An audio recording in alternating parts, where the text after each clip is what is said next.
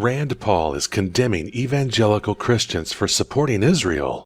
In an interview with BuzzFeed, Rand Paul said, "I think some within the Christian community are such great defenders of the Promised Land and the chosen people that they think war is always the answer, maybe even preemptive war. And I think it's hard to square the idea of preemptive war, and to me, that overeagerness to go to war, with Christianity." This statement is almost word for word what Rand Paul's father, Ron Paul, has always said about Christian support for Israel. This once again proves that Rand Paul basically agrees with the views of his anti-Semitic and anti-Christian father. Rand Paul is running for the Republican presidential nomination in 2016, and so he has dishonestly attempted to claim that he is different from his father. But in fact, Rand Paul ran his father's 2 presidential campaigns and shares his father's anti-Israel views. Christian leaders are understandably outraged by Rand Paul's comments.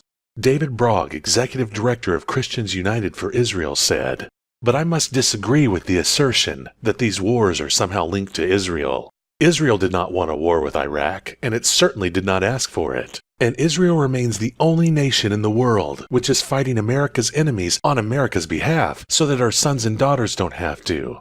Prominent Christian leader Gary Bauer, who is the president of American Values, a leading Christian organization, said, "Senator Paul should not lose sleep over mythical Christians who he imagines always want war. His time would be better spent telling us how he would stop the Iranian mullahs who are on the brink of producing nuclear weapons while they threaten the destruction of America and Israel. If the senator wants to run for president in 2016, he probably should try harder not to sound so much like Barack Obama."